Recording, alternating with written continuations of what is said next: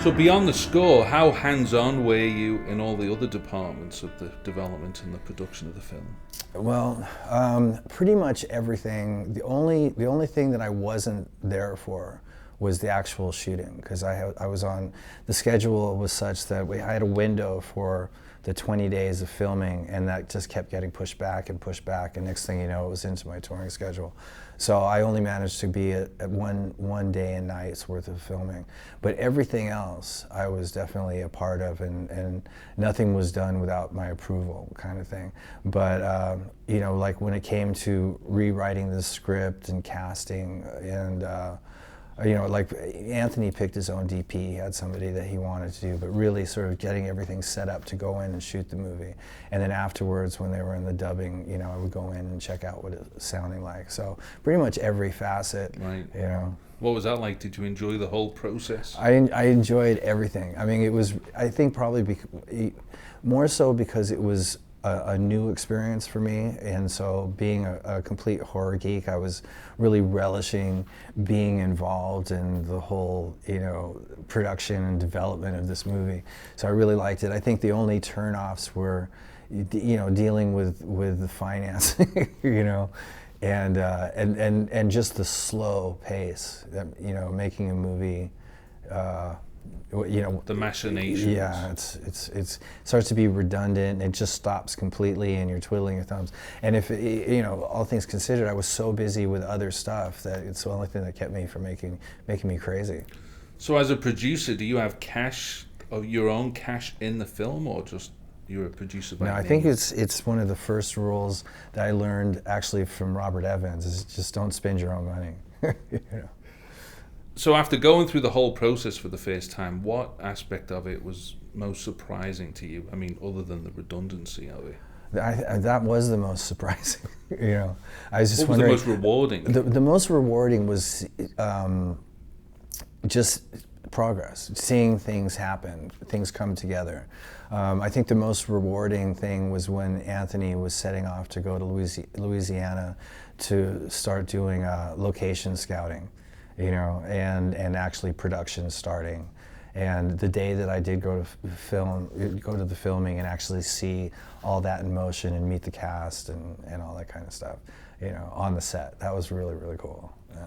And what's the plan for the film? Is it going straight to DVD? Will there be any theatrical dates? There's right now there's 5 set dates. Well, it opens on the 4th in the States, in 5 theaters over there, and they've got 25 theaters here in Canada. And then it's going to open at a later date in the UK and around Europe and South America and all that. So that's great. It goes to DVD on the 6th, and it's on VOD on the 8th. At any point when you were younger, when your rock and roll career was in full swing, did you ever dream that you'd be a horror movie producer? Was that anything that was in the back of your mind? It's very similar to how I started playing guitar. I had no idea. It just happened suddenly. And I think that's one of the things that's so, you know, because I'd been a fan for so long, the same as I was a huge fan of music, all of a sudden that opportunity presented itself, you know, out of the clear blue sky. And no, prior to that, I mean, you know, maybe I thought about, especially as an artist, wanting to design special effects, you know, like practical effects, you know, sculpt that kind of stuff and do the drawings of the monsters and all that. There was definitely periods where I could have been headed in that direction, but when I started playing guitar, it sort of just shoved everything out of the way, and that's been my main focus. So when this came up, it was, like I said, it was totally out of the blue, but it was really exciting because it's something that I've been such an enthusiast about for so long, and then all of a sudden having this opportunity to be sort of front and center in the creation of a movie, it was great. There's one hero piece in particular Mike Eleazar Lee's company whipped up for the film's finale.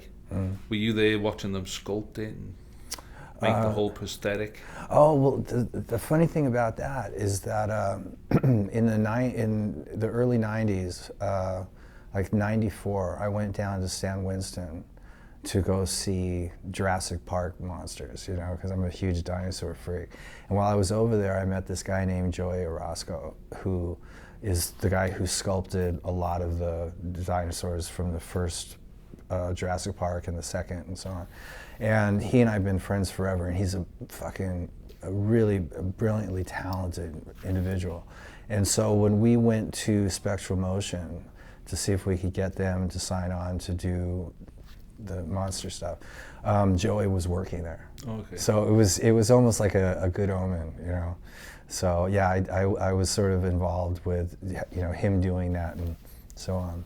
So tell me about where you are at in terms of your personal life at the moment, because you strike me as someone that's already battled their own demons and survived to tell the tale. Yeah. So are you just sort of, do you find that you're at the happiest phase of your life right now, or? I'm having a pretty good time. I'd say, you know, like I've had a really colorful sort of career existence, and since I'd say since about 2009, I've sort of really grabbed the reins and sort of took charge of my own sort of destiny, and it's been really a great ride for the last 4 years. So, you know, all things are really, really good. Looking at making another record coming up to release sometime early next year, and then hopefully getting involved with another movie production sometime around the same time. So as we speak, tomorrow you're scheduled to go to the Fan Expo, right, and the Festival of Fear, which is essentially Canada's version of Comic-Con. Right. Have you ever been to anything like that before? Well, I've been to Comic-Con recently, right, and that was quite the experience. So you know what it's like to be attacked by hordes of like teenage anime fans? They kept me away from the main population. Middle-aged guys running up to you dressed like Doctor Who. Yeah, right. No, I had one 1 hour period where they took me on the floor, and they had a riser where you could go up, sort of a VIP riser, and I did some press up there, and I could look upon the floor from up there, and people, you know, I remember just seeing all the people up taking pictures from down at the bottom, thinking, you know, I don't know how I would handle it being actually down there. There's so many people down there, you know. So I'm excited to see what this one's like. You know? So what are some of Slasher Films' upcoming projects? Right now I'm just looking for the next story to grab a hold of and go after. And so we're in hot pursuit right now. So you're getting inundated with scripts, but you're not really overly excited about any of them? I would say that at this point, I would hope that the worst part of the inundation is over, because there was a lot of really bad stories coming along for a while, and it's been sort of quiet. And I'm hoping that this next influx of scripts or stories is going to be something that's going to be like something really good, you know. And it's one of those things where I'll know it when I see it, so I'm just sort of biding my time and just being patient about it.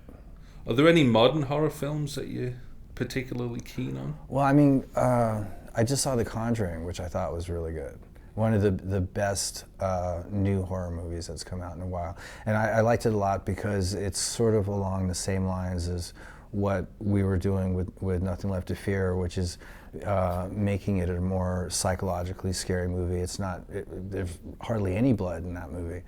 So not relying on gore to make it scary. And I thought they did a pretty good job. And I'm trying to remember the name of Sam Raimi's last movie, Drag Me to Hell, was actually pretty good. Before that, there was this movie that I thought was fantastic called The Strangers. I was just flipping channels, sitting at home one night, and you know when a movie's first starting, and I thought, well, let's see what this is, and it was just this great tension ride, you know. I remember looking it up. It seemed to go under the radar, but it did actually quite well. There's almost no dialogue in the movie. Yeah, it's a lot of it's purely cinematic, a lot of visuals. It was all just tension, and it's I think my favorite thing about horror movies is that anticipation of something about to happen.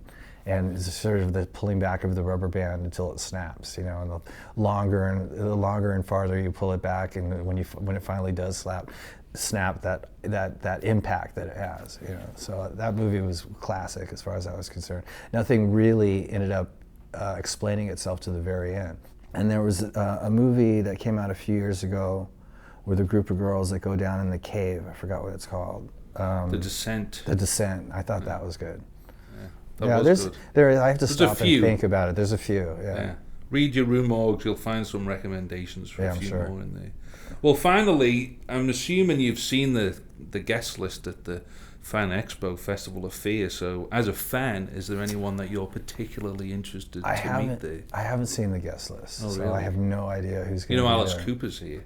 I heard something about Alice Cooper being around, so I'm just going to go in and see what happens. I have no idea what the whole thing's going to be about.